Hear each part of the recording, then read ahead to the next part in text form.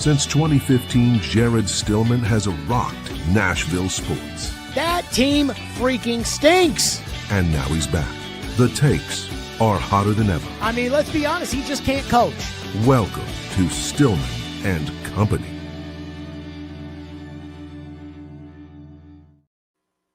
Stillman and Company on the 440 Sports Network here, presented by Hiller Plumbing, Heating, Cooling, and Electrical. You know those are our guys. Hiller Plumbing, Heating, Cooling, and Electrical. They do a great job. They take great care of us and can do the exact same for you. Here it is a Hot Take Friday. And again, we want everybody to like and subscribe. Again, the Still Billy Nation's been very, very strong. I said this yesterday. I haven't actually looked at the analytics of yesterday's show, but 34% of the people that watched the show on Wednesday were not subscribed to the channel. What are you people doing? So go ahead and get subscribed. So the Titans are on a bye week this week. The Vols are on a bye week this week. Tomorrow, I am headed to Louisville, Kentucky to watch U of L take on Cal, as I'll get excited about that. The Titans have a bye. That means no post-game live, and that means that for 1 week in our lives, we don't have to be depressed watching Titan football. We don't have to be sad. We don't have to be scared. We don't have to be afraid. We don't have to make an excuse for why the quarterback stinks. Nope. This week, the Titans cannot lose. And if you're me, and again, I don't exactly know who all has the buys. I know Kansas City has a buy. I know Dallas has a buy. I want to say the Jets have a buy, but I'm not sure. I'll be rooting for all the bad teams this week. So I will be rooting this week for the Clevelands. I will be rooting for the New Orleanses when they take on Carolina. Cleveland takes on the Ooh. I guess I'll be rooting for the Jets to beat Cleveland. I'm more worried about the Jets. Again, I want the Jets and Cleveland both to finish behind the Titans so that they have to deal their multiple first-round picks to get up and make a deal with the Titans. But that will be what we're watching as far as the weekend is concerned. The great Mike Vrabel, by the way, plays a real team in Tampa Bay this week. There's a game, I believe, in Germany. I don't know if I'll wake up in time for that one, but again, the Colts play the Falcons.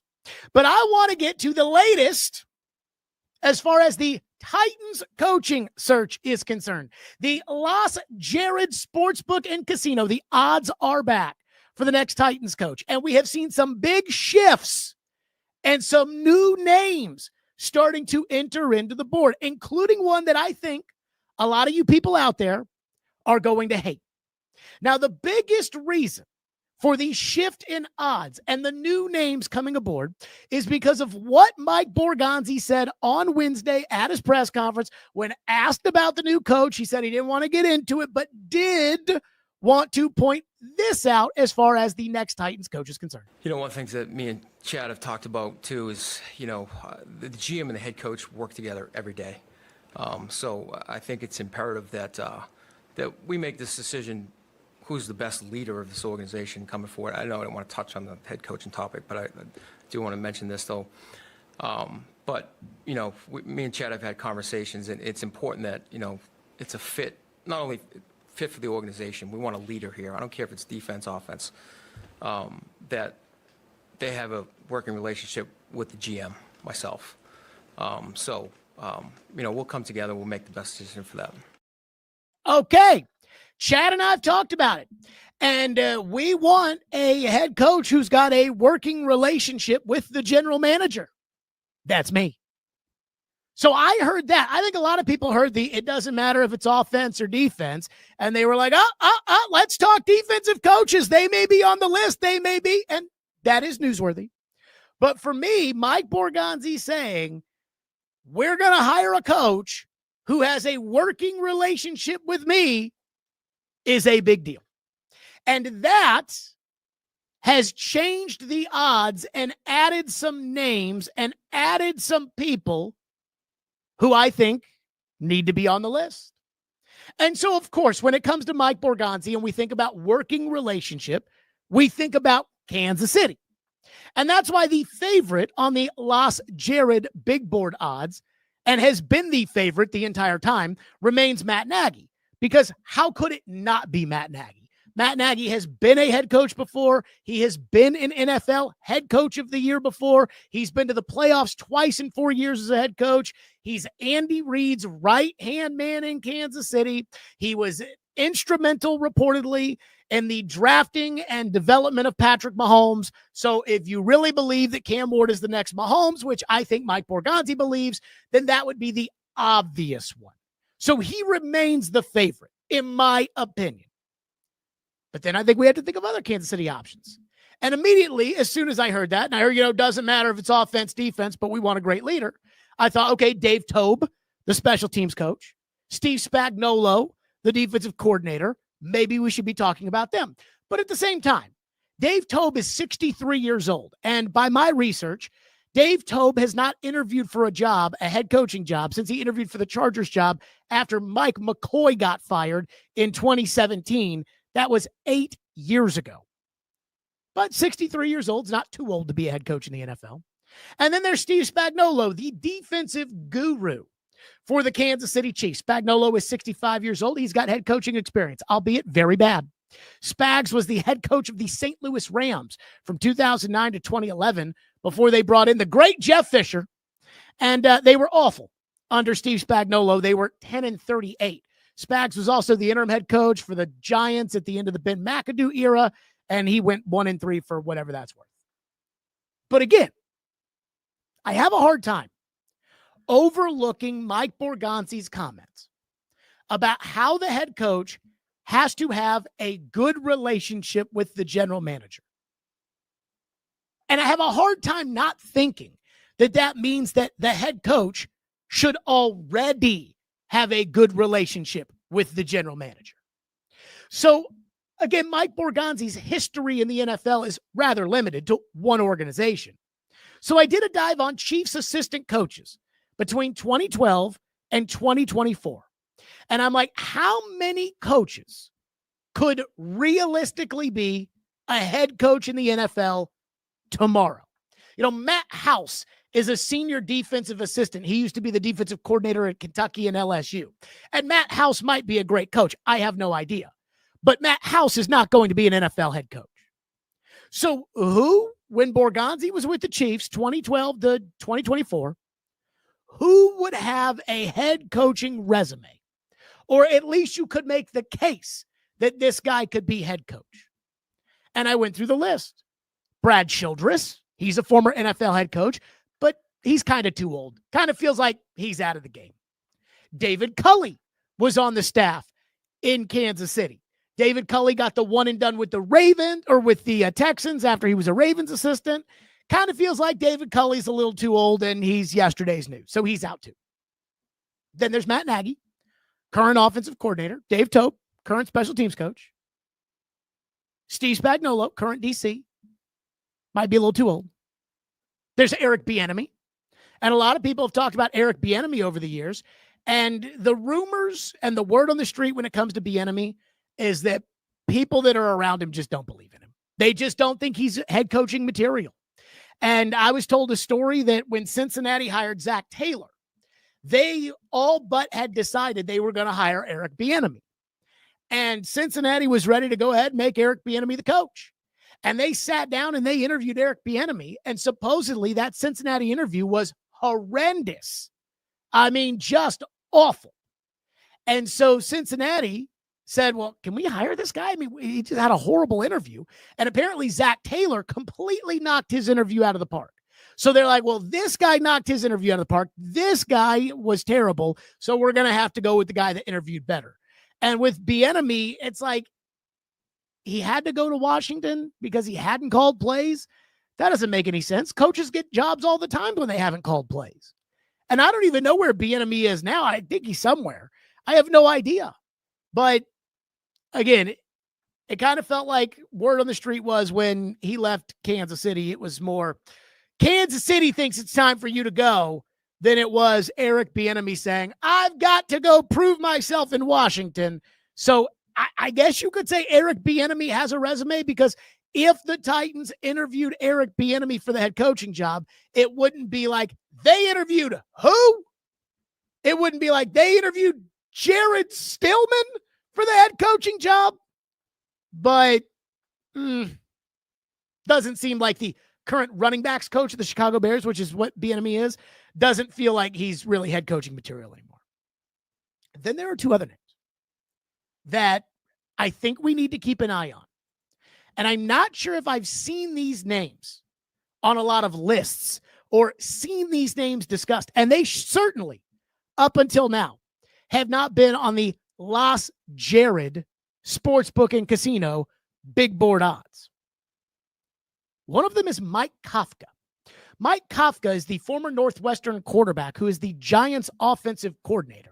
Mike Kafka interviewed for the Titans head coaching job in 2024, and he was the quarterback's coach in Kansas City before going to New York to be the offensive coordinator under Brian Daboll when Brian Daboll became head coach. And the reason Kafka went was because he calls the plays in New York. So Brian Daboll, offensive coach, called the plays in Buffalo. He gets the head coaching job. He thinks so highly of Mike Kafka, he wants to hire him to be offensive coordinator. But to get Kafka to leave Kansas City, he has to let Kafka call the plays.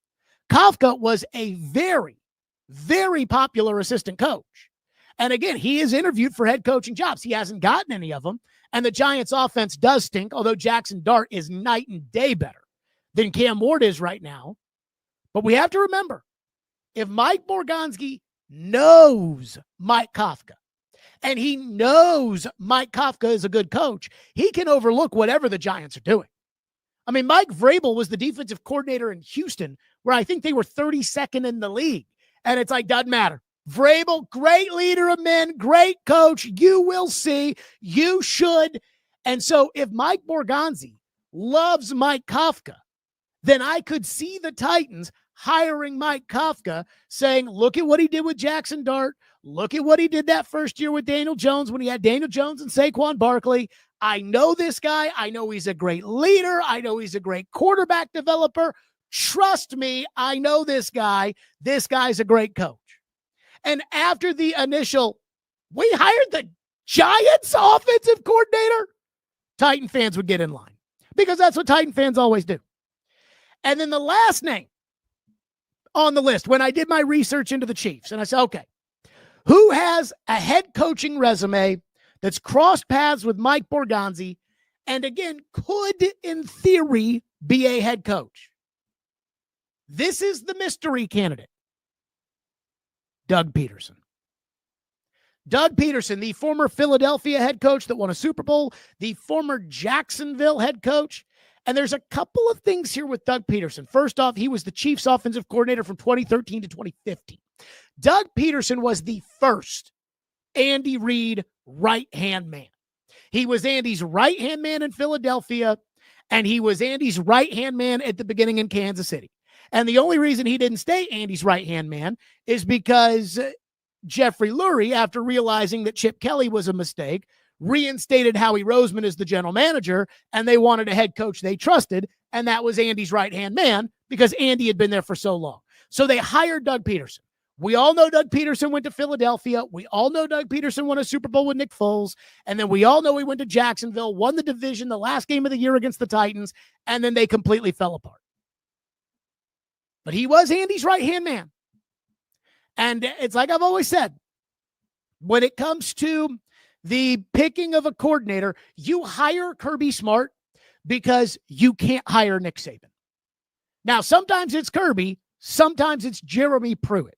Most of the time, it's Jeremy Pruitt or Will Muschamp but occasionally, you hire Kirby to get Nick Jr., and you get Nick Jr. When it comes to Andy, this used to be the case with Belichick forever. When it comes to Andy, you hire Matt Nagy, you hire Doug Peterson, you hire these guys because you can't hire Andy Reid. And the reason Andy Reid got his job is because you couldn't hire Mike Holmgren, who Andy Reid was working with in Green Bay. And the reason Mike Holmgren got his job was because you couldn't hire Bill Walsh. So it's kind of I can't hire this guy, but I can hire his assistant. I can't get him, but maybe I can get a little bit of that secret sauce. And with Doug Peterson, if this is the ultimate Andy guy and Mike Borgonzi knows him, he may overlook whatever it is that we don't like about Doug Peterson as a coaching candidate based upon how things ended in Philadelphia and how they ended in Jacksonville. And it should be noted because I think everything has to be on the table when it comes to discussing the Titans and their head coaching search and the limitations that may be put on them by cheap or impulsive ownership. It should be worth noting on Doug Peterson. His staffs in Jacksonville, his last year had Mike McCoy as the quarterback coach. In 2023, Nick Holtz was the passing game coordinator. And remember on Wednesday, during the press conference, Mike Borgonzi kept blowing the assistant coaches, talking about how great they were and how good of a job they were doing. And Mike McCoy and Nick Holtz and Bo Hardigree, and these guys are doing great. Denard Wilson, he's an excellent coach. And we know that Chad Brinker signed these coaches to contract extensions before the season. And we know the Titans are cheap and they don't like to pay out guys to not work, even though they do it all the time because they hire morons. So in theory, the Titans could hire Doug Peterson to be the head coach. And I'm pretty certain Nick Holtz stays on the staff. And if they hire Doug Peterson, I'm certain Mike McCoy, who was the quarterback's coach in Jacksonville last year, probably stays on the staff. And then the Titans can sell that as, even though there's a change of bringing in a new head coach and Doug Peterson's going to run the show, there is still continuity for Cam Ward because McCoy and Holtz and whichever other bozos on this coaching staff they keep are still in place. And again, that's not what I would do, but we're trying to figure out what they would do. Now, personally, when it comes to Peterson, I don't necessarily like how he crashed and burned both in Philly and in Jacksonville. But there's always the context of those situations that we don't know because we didn't follow it every day. It's like all the people that just assume that everything with Vrabel was sunshine and rainbows and the Titans just didn't know what they were doing when they fired Vrabel. No, Vrabel kind of sucked at the end. Vrabel's coaching staffs were awful. Vrabel's inability to go out and get real assistant coaches, that was a problem. Vrabel's arrogance and the way he treated other people, it wasn't going to work, no matter how great the great Mike Vrabel was. But we knew that because we saw that every day. The people around the country didn't. Well, I didn't see what was going on in Jacksonville every day. I didn't see what was going on in Philadelphia in the end there.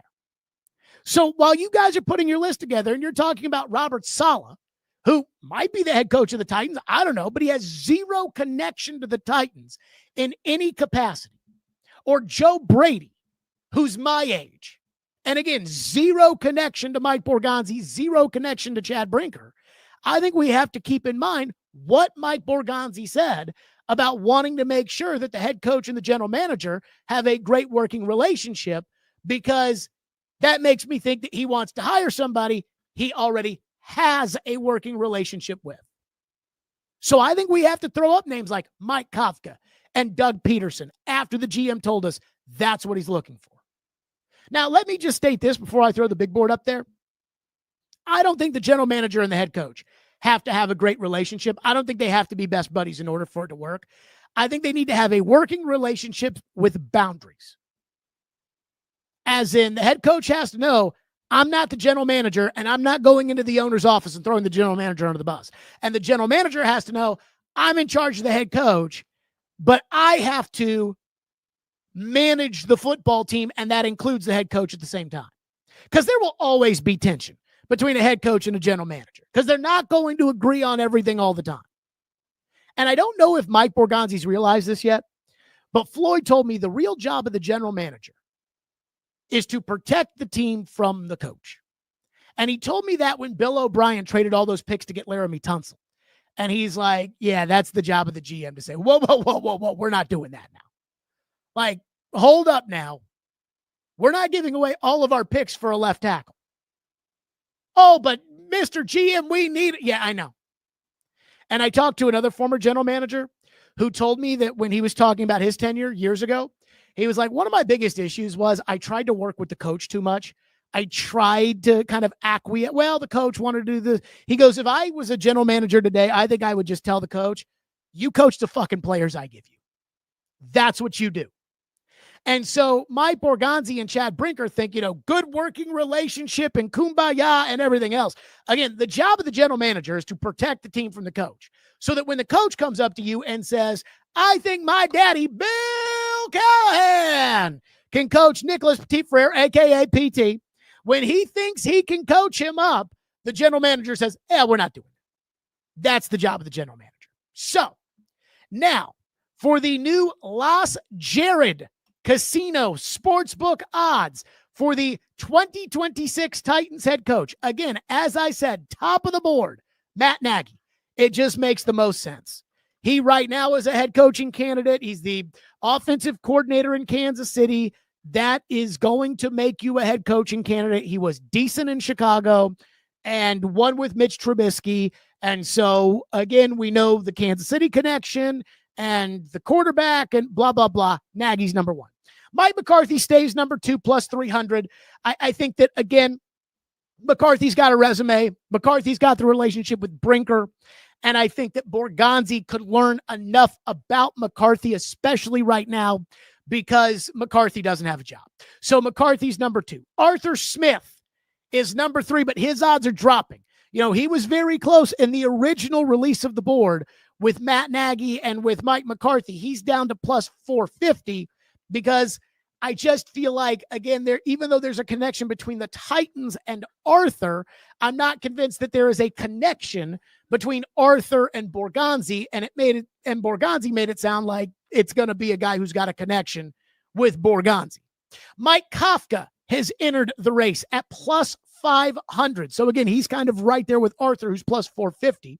I think Kafka profiles to be the better head coaching candidate for what teams are looking for than Doug Peterson, who's up next at plus 700, because the way I've realized this works is Doug Peterson has that Jacksonville stank on him, even though he's won a Super Bowl, even though he won a division in Jacksonville, even though Trevor Lawrence looked his best under Doug Peterson, he's got that stank on him. And so it's like, ew, no, we don't want that recycled garbage. Whereas Mike Kafka doesn't have any stank on him, even though he's with the Giants, because he's the OC and not the head coach. Kevin Stefanski plus 1,000. I don't think he's getting fired, but if he does, there would be a really strong contingency of people that would want Kevin Stefanski to be the head coach. Robert Saleh plus 1,000. Again, it's a popular name. I just don't know what the connection is. And even though the Titans say, we're looking for the best leader, I'm not sure that we would go with the best, offensive coach. I still think they're going offense. Joe Brady plus 1,500. I just don't think Joe Brady wets their whistle. Mike McCoy plus 2,500. If Amy were to get in there and do something stupid. And then I've got Clark Lee plus 5,000. That would be something. And then John Gruden stays on the board plus 10,000. That will never, ever, ever happen. But that is the big board right now. Matt Nagy, the favorite, plus 200.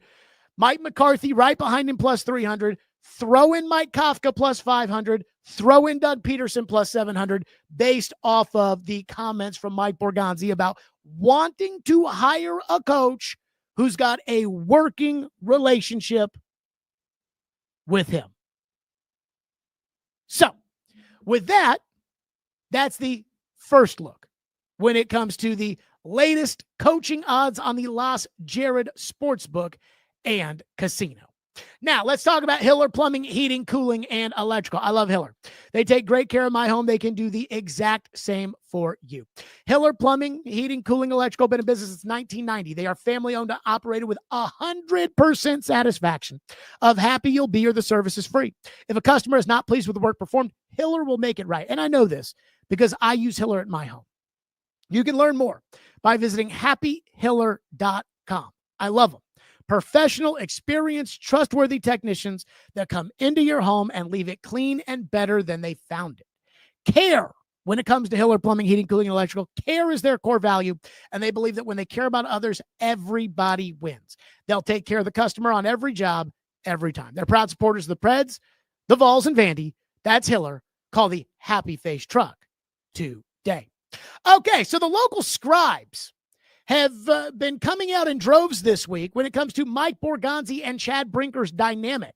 And they've been saying, whether it was Nick Suss on this show on Wednesday or whether it was an article Easton Freeze wrote at A to Z Sports, there's been this talk about, didn't everybody know that Mike Borgonzi picked the players and that Chad Brinker was just kind of there?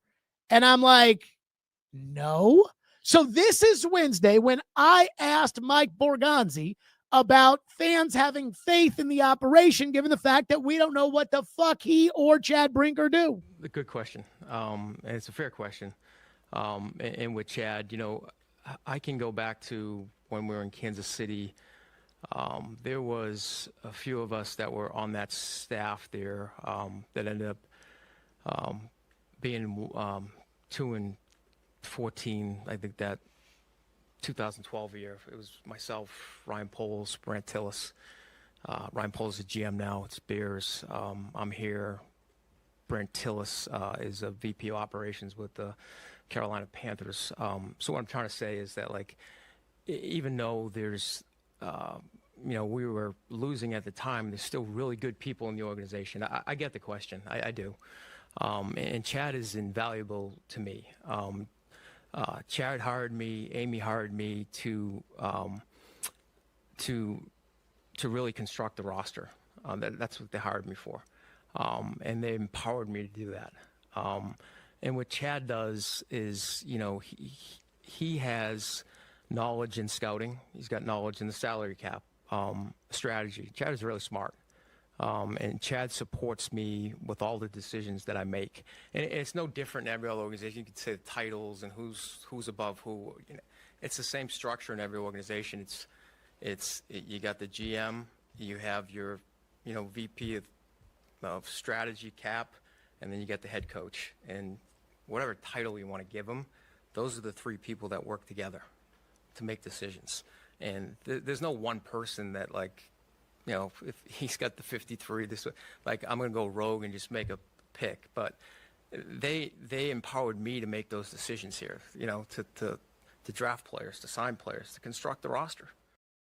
Okay, so he put his name on it. And then the local scribes all started telling us, of course Mike Borgonzi runs the roster. And yes, Brinker has control, but do you think he ever uses it? Again, the local scribes. Didn't everybody know this is what it was? It's not that complicated. Really? Because I remember when TD asked who was going to pick the coach, and Chad Brinker, after pretending not to be able to understand the question, almost hit TD with a no habla inglés and said, we'll do it together. And this has been an issue for 3 years. Who is running the fucking Titans? It's been a question we've kept wondering, and oftentimes it's, well, Rand said this, Vrabel said that, well, this. So now everyone's telling us, of course Borgonzi runs the roster, and of course Brinker has control, but he never uses it. I think Easton Freeze wrote in his story at A to Z Sports, he wrote something like, yeah, they may disagree on Johnny McPractice squad, but that's it. I'm like, wait a minute. Let's not ignore the fact that this has been a debate and a topic of conversation for the last 3 years, going back to Vrabel and Rand and Chad, and now Chad and Mike. And I appreciate the fact that Borgonzi put his name on it on Wednesday, but that left me with, again, questions. And I feel like all of this is incomplete without answers to those questions. So here are the two questions that I, again, pondering now that Mike Borgonzi has told everybody, I run the roster. Number one, what does Chad Brinker actually do? What does he do that gives him power over the general manager? I mean, again, I know, well, Borgonzi runs the roster, but Brinker has final say on the roster. And I talked about this when Rand Carthon was the vice president / general manager, and Chad Brinker was the president. Nowhere does the vice president outrank the president. And I know that Borgonzi said right there, hey, everywhere it's kind of the same. The GM, the coach, and the VP of strategy / cap, and you all work together. Brinker's not the VP. He's the president. There is a difference there. So what does he actually do that gives him power over the GM? And number two, If you, not asking about, how you think Brinker feels, but if you were Chad Brinker and you felt incredibly strong about something involving the organization, would you not use your final say? I mean, after all, it's been given to you. So let's attack the second question first. Again, if you were Chad Brinker and you felt strongly about something as far as the direction of the franchise was concerned, would you not use your final say? Because again, Easton Freeze and the Nick Suss and the local scribes are all pretending that just because Brinker has final say, that he never uses it. That final say for Chad Brinker is break the glass in case of emergency. And I have a hard time with that because I am going to put on Chad Brinker's shoes here for a second. I'm going to put myself in Chad Brinker's shoes. So I'm making a couple of $1,000,000 a year, and I am the president of the football operation of an NFL team. So I'm not actually the president of the team. That's Burke Nihill. But I am the president of what we do in football. And if we don't win, I'm getting fired. No matter how much, whatever it is he's doing with Amy, I don't know. But no matter what it is that Amy loves about him, there's a shelf life for how long Amy will love you for as your team continues to lose. Hell, there's a shelf life of how much Amy will love you if you win. Just ask Vrabel and Robinson. But I, again, would say, if I'm going to keep this job, and I'm going to keep making millions of dollars, and I'm going to keep getting to tell people what to do, and I'm going to keep being president, I mean, we need to win. So I'm putting myself in Brinker's shoes. I'm not assuming how Brinker feels, but I am assuming how I would feel if I was Brinker. Borgonzi gets hired as the general manager. And I really liked Borgonzi. But again, I was part of the committee that hired Borgonzi because ultimately the owner's going to pick the general manager, just like the owner's going to pick the coach, just like the owner's going to pick the quarterback. And we just have to guide the owner. So Borgonzi gets hired as GM. I really liked him. I thought he was a good talent evaluator. I thought he was a good leader for this organization. Then we get to the combine, and he just takes his fucking pants off for Cam Ward. Now, we're sitting there in the draft meetings. We've got the grades in front of us. And let's use the public information that's out there, the Mel Kiper Jr.'s and the Daniel Jeremiah's and the Dane Bruglers that all said Cam's the best quarterback in this class, but Cam's not that good. That said that Cam was more like J.J. McCarthy and Bo Nix than he was Caleb Williams, Jaden Daniels, or Drake May. So let's use that. And I'm an evaluator, and our scouts are saying, yeah, Cam is more like Bo Nix. Cam is more like Michael Penix than he is like Drake May. And we know the Giants are making this huge offer for Cam Ward. And again, this is me, not Brinker. I have no idea how Brinker feels about Sam Darnold. You know how I felt about Sam Darnold. So I have final say. My path for this operation is don't overdraft the quarterback, but take the picks that the quarterback represents, build out a better roster quicker, and sign a veteran quarterback who I think has the potential to be pretty damn good and who I think is pretty damn good right now. How could I let Mike Borgonzi do the exact opposite of what I believe in? You know how much I believed in Sam and how much I didn't believe in Cam.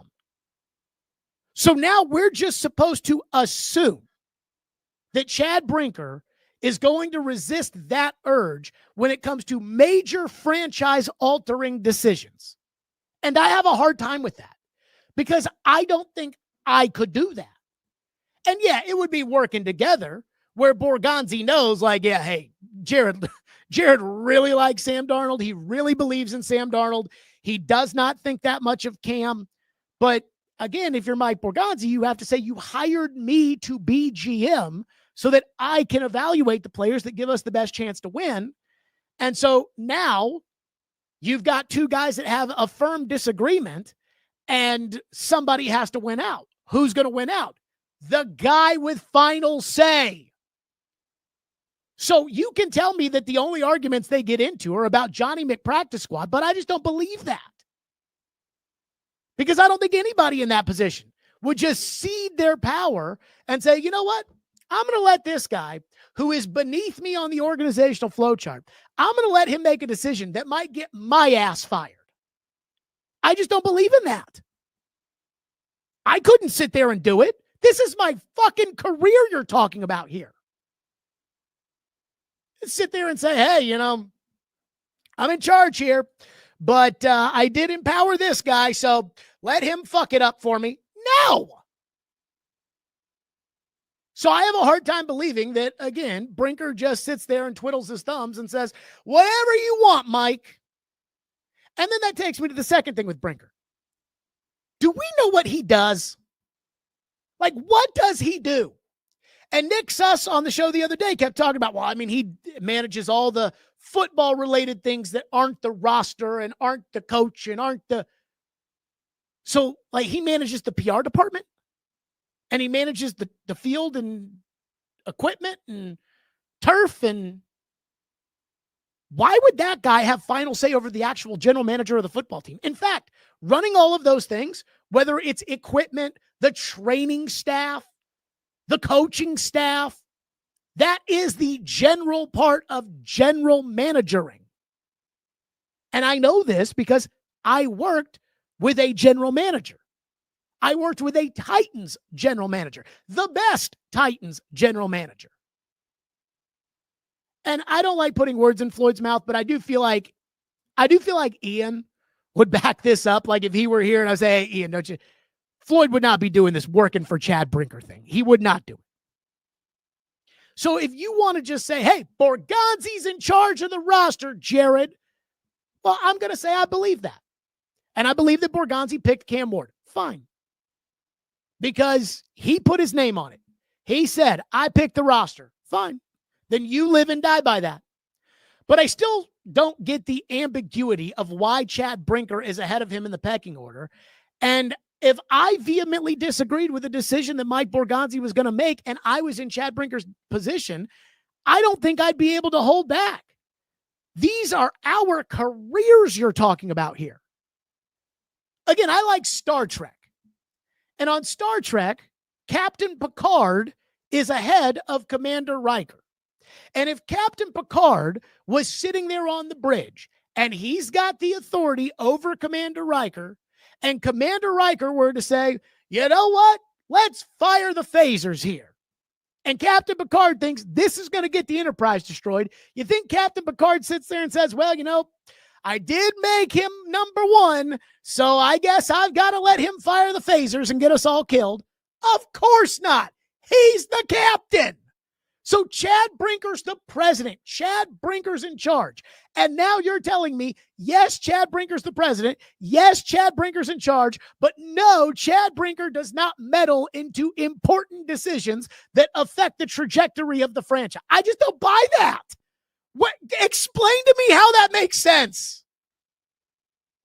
And you mean to tell me again, Easton, when it comes to Johnny McPractice Squad and that those are the issues that Brinker and Borgonzi have, you mean to tell me that Chad Brinker's going to sit there and say, well, I don't really believe in Cam Ward, but Mike Borgonzi does, so I hired Mike Borgonzi to be the general manager, so Mike Borgonzi, go ahead, do whatever the fuck you want. But oh no, you will not get rid of Mason Kinsey over my dead body. Again, if you had final authority and you didn't want to play that card every day, why would you use it over the Mason Kinsey decisions? You wouldn't. You'd use them over the big decisions, as in who you're drafting number one overall or who the quarterback is. So spare me local scribes. This has been going on for 3 years.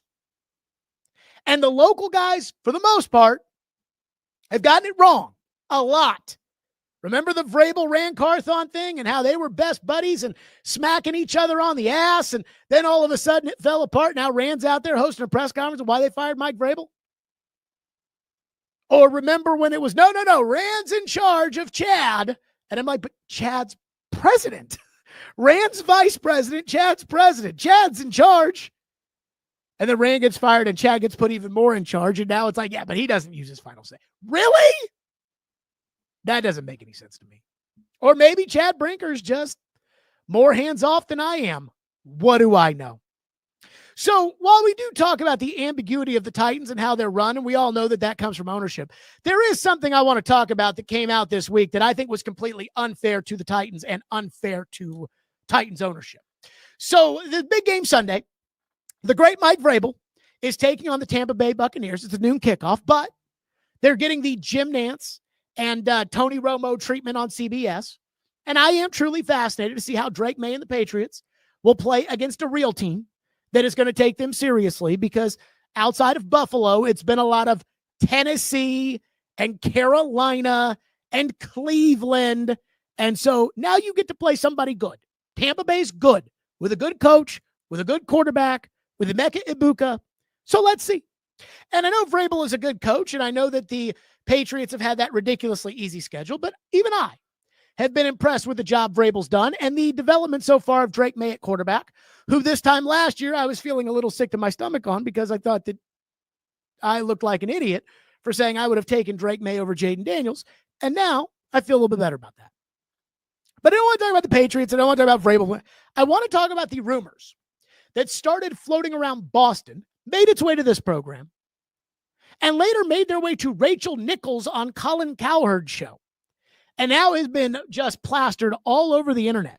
And I feel like it's a rumor that is unfair to Amy Adams Strunk. And that was the rumor that leading up to the trade deadline, the Titans would not deal with New England. The rumor is New England had interest in Tony Pollard, and New England had interest in Arden Key, and that the Tennessee Titans said, we are not going to make a deal with Mike Vrabel, the end. And when that came out, given Amy Adams Strunk's impulsiveness and the pettiness, I didn't completely dismiss it either. I'm like, you've got to be kidding me. Like, get over it. Well, Paul has come out and said that that wasn't true. And Paul, as I have exposed before, is deep in Mike Vrabel's pocket. So if there's anybody that could get to the bottom of this and talk to both sides of it, it's Paul. And I thought it was unfair to Amy that the rumor got out there and spread as far as it has and as much as it did, because it's not true. And I tweeted this out yesterday, but the word on the street is Mike Vrabel made it up. So this big rumor going around during the deadline that Tennessee won't deal with the Mike Vrabel in New England because that bitter Betty, Amy Adams Strunk, is all upset at Vrabel's success and she won't deal with Vrabel and she's so petty and it's not true. And again, the word on the street is Vrabel made it up. Now, I'm going to give Vrabel the benefit of the doubt here for a second, because this is what I think happened. And again, I have pretty good sourcing, but I also, I think we all know Vrabel isn't coming over for Thanksgiving dinner to my house. Here's what I think happened. I think Mike Vrabel probably made a backhanded joke. One of those comments of, oh yeah, they wouldn't trade with me even if they could. And somebody in the media or somebody in the building like Stretch went and took that around to the local press, which is how Mike Giardi, a reputable reporter, Mike Giardi ended up with the rumor that Amy Adams Strunk wouldn't deal with Vrabel. This wouldn't be the first time that a joke got mischaracterized as something serious. And that's what I think happened, that Vrabel really just was, oh yeah, ha, ha, ha, they wouldn't deal with me. You know how that works. And then somehow it turns into, did you hear they won't deal with Mike Vrabel? And I'm going to give Vrabel the benefit of the doubt here, because the alternative, if that's not the case, is that Vrabel made it up to make Amy look bad. Not that Vrabel needs the help of making Amy Adams Strunk look bad. But I wouldn't totally put it past Vrabel either to go out of his way to stomp on Amy while she's down. Because the one thing I've said about Vrabel time and time again is that he is so passive-aggressive, he just cannot let things go. Vrabel gets up at the podium after they win the game, and he's like, yeah, I've moved on. I just, yeah, I know, Mike. saying that for the camera. But inside, Mike Vrabel was sitting there in the coach's room with Stretch and Todd Downing and Tony Dews and Hodling and his kids. And he was like, fuck her. Yeah. You know that. But I'm going to give Vrabel the benefit of the doubt here.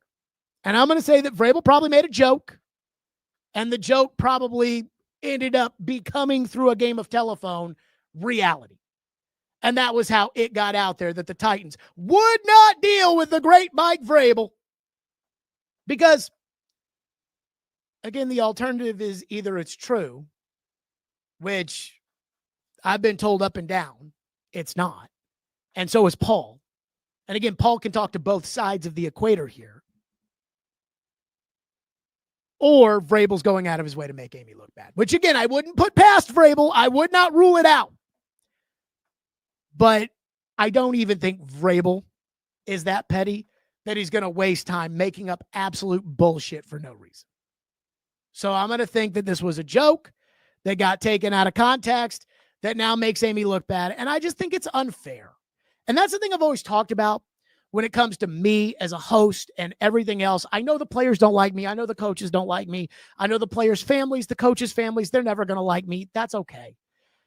People think like, oh yeah, Jared, he's all buddy with former coaches and I would say I've got a good relationship with Peter Laviolette, like him a lot. But when Peter was the coach, there were boundaries. And when John Robinson was the general manager, I tell you, John Robinson did not like me as much as you people probably think he did, because even though, like, when Floyd died, we talked and I let him know ahead of time what was going on and everything. Like, we were not sharing secrets. We were not. Trust me. So Amy's done a lot of bad things recently as the owner of the Titans. And I hammer her all the time. I think the employment of Chad Brinker continues to show that she's not finished with bad decisions that will hurt this franchise. But she didn't do what she's accused of doing. And I just don't think that's fair.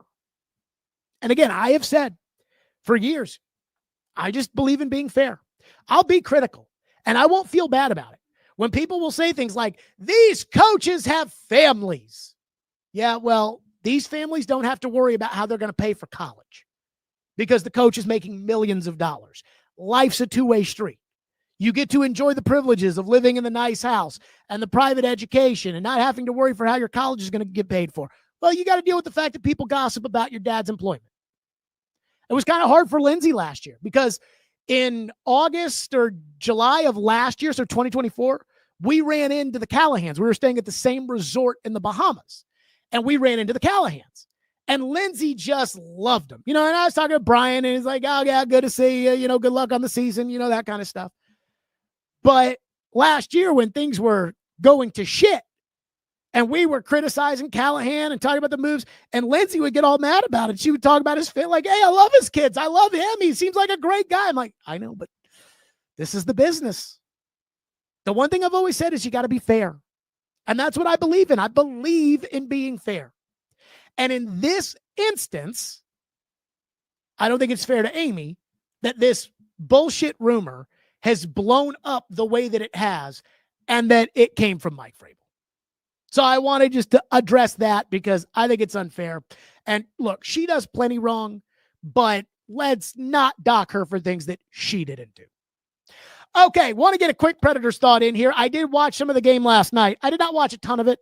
I will tell you right now, I'm a season ticket holder. I've been to one game. I went on Monday night. They lost in overtime. They've lost 3 straight. They play tomorrow afternoon. I love my hockey team. And I will continue to love my hockey team. And I will go to games this season, and I will root for the team, and so on and so forth.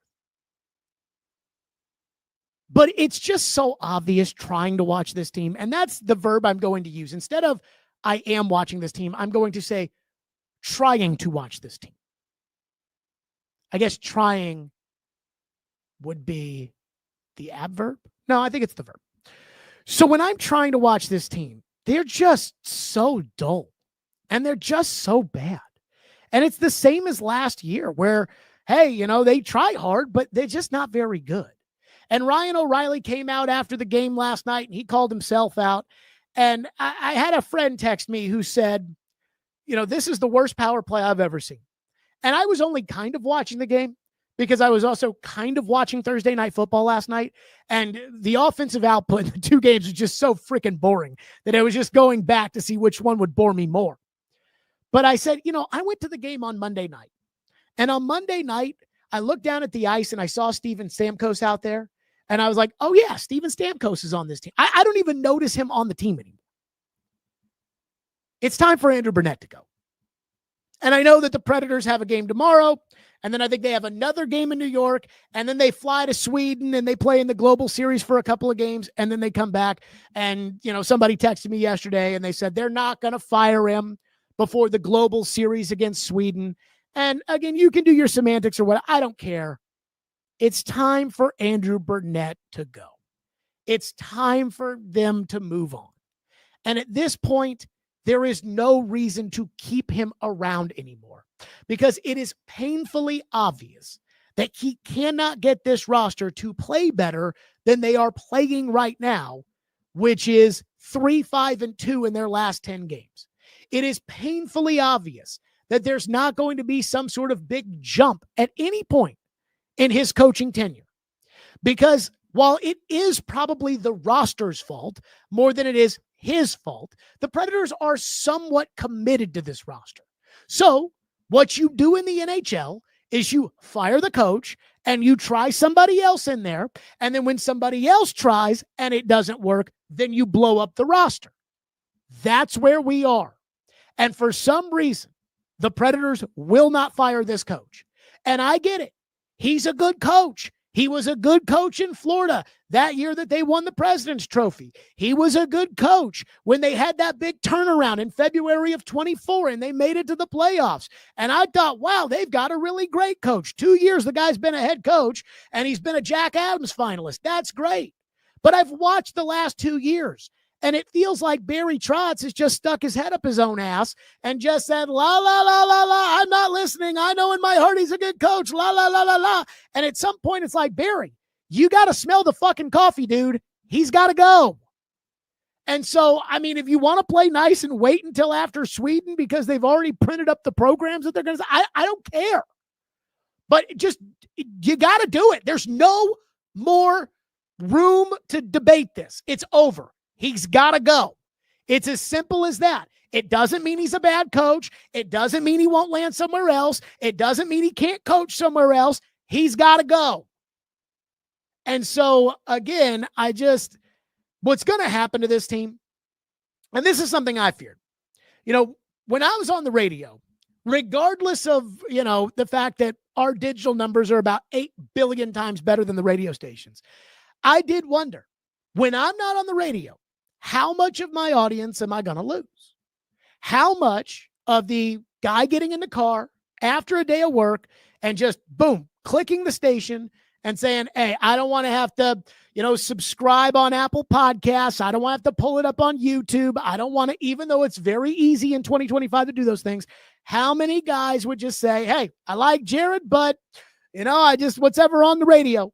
I have a vet. He's like 65 years old. My vet told me, he's like, yeah, I've started listening to 104.5. And I'm like, well, I mean, it's really not that difficult to listen to the show, but I understand 65 years old. You've been clicking in the radio your whole life. It's going to be that way. And I'm not going to try to change anybody there. So I knew that I was going to lose some interest as far as the Titan stuff and everything else was concerned when I went this route. Now, again, I look at kind of the bigger picture of what you can do outside of it, but I knew I was going to lose some interest on the local level. The same thing has happened to the Predators, not because of the losing, although that certainly is not, but the TV contract stuff. We've talked about YouTube TV and ESPN and how mad people are that they're not getting college football and that they may not get Monday Night Football and everything else. And there is something to that. But when it comes to the Predators, everybody used to be able to get the game every time because everybody had some form of cable, and that form of cable had the Predators on it. And then when people started cutting the cord, those skinny bundles still had the Predators on. And then around 2021, it went away. And the Predators haven't been very good since then. And so I got to believe it's hard right now to get people to care about the state of the hockey club because they're not good and it's still hard or more expensive to watch the games. They got to figure something out. And this just sitting on their asses and saying, no, Andrew Brunette's a good coach. It'll work. You'll see. I mean, I don't know how much longer you can do that shit for, because for me, I guess, space of the slack on the rope of benefit of the doubt was giving him the start of this season. Well, the start of this season's happened. Team sucks. Like, it is what it is. It's the same team. Fire the coach. And until they do, nothing's going to change. And it may not change once they fire the coach, but at least try something. So, again, I guess we have to wait for them to get back from Sweden. But when they get back from Sweden, he should be fired. Unless they win every game the rest of the way. It's just, it's been enough time. Okay, six-pack picks time. Again, last week we were 3-3. Thank you, Sam Darnold. We missed on the Titans. And I just want everybody to know how honest I would like to think that I am. Because last week when we picked the Vanderbilt game on Hot Take Friday in six-pack picks, we picked it at Vandy plus 2.5. The line closed at Vandy plus 3.5. Vanderbilt lost by 3. I could argue that we got the Vanderbilt game because of where the line closed. But when we picked it at plus 2.5. They lost by 3. We didn't get it. So I want everybody to see that honesty and transparency. I could have cheated, and I did not, because I don't believe in that. Our season total, 28-31 after a 3-3 week. We need a good week. We needed another 5-1 or a 6-0 or something like that. And I did think about Sally ruling myself this week, where I picked the opposite of what I think, but we're not going to do that. We're going to roll with it and see how we do. So we start with college football. This is 11 a.m. ABC BYU number 7 at Texas Tech number 8. Texas Tech is a 10.5-point favorite. I'll take Texas Tech. I'd be lying to you if I told you that I knew much about either team. I do not watch Big 12 football. In fact, I don't think I've watched a single Big 12 game this year. Yeah, I don't think I've watched a single Big 12 game this year. And I'm probably not going to. But I will take Texas Tech. Texas Tech's got like $1 billion in NIL money, and they're spending it, and that's why they're so good. They're a 10.5-point favorite at home. Texas Tech always scores about a bazillion points, I think. I'll go Tech minus 10.5. 2:30 ABC, number 3 A&M at number 20. Missouri A&M minus 6.5. I'm going to take Missouri. I think A&M will win the game, but I think it'll be close. Remember, Missouri played Alabama close at home, and also I think A&M is kind of feeling themselves. And that's what happens. You take a little bit of that rat poison. You go on the road. You play a team that's decent. I think Missouri will cover the 6.5-point spread. I'll take Missouri plus 6.5. Time for Sunday. Again, not a great NFL week. You know, I was a little surprised by that it's not as great of an NFL week as I thought it was going to be. And I'm trying to figure out, where did my CBS music go? Here on the list. Well, here it is. So, CBS, noon. Again, not a great week. Noon kickoff, New England at Tampa Bay, the great Mike Vrabel. Tampa Bay is a 2.5-point favorite. They're playing at home. Jim Nantz, Tony Romo, Tracy Wolfson will be on the broadcast there. I'm going to take Tampa Bay. I think New England is absolutely better than they were last year. They were unwatchable last season. Vrabel is a good coach. And Vrabel's the kind of coach who's going to give you a bump when he shows up. And then eventually, 3-4 years in, he'll have worn through everybody, and Drake May will basically be like, get him out of here. He's annoying the crap out of me. But for right now, I'm going to go with Tampa Bay. That game's at Tampa Bay. Baker Mayfield at quarterback. Todd Bowles is a good coach. I'll go Tampa Bay. I think Tampa Bay wins that game by about a touchdown. I'll lay the 2.5. Okay. We actually have some good games on Fox, including the game of the week, America's game of the week, the LA Rams at the San Francisco 49ers, 325 on Fox. LA minus 4.5. I think I've taken Mac Jones every week in six-pack picks. I'm not getting off the train now. I actually think, for the most part, Shanahan has something against McVay.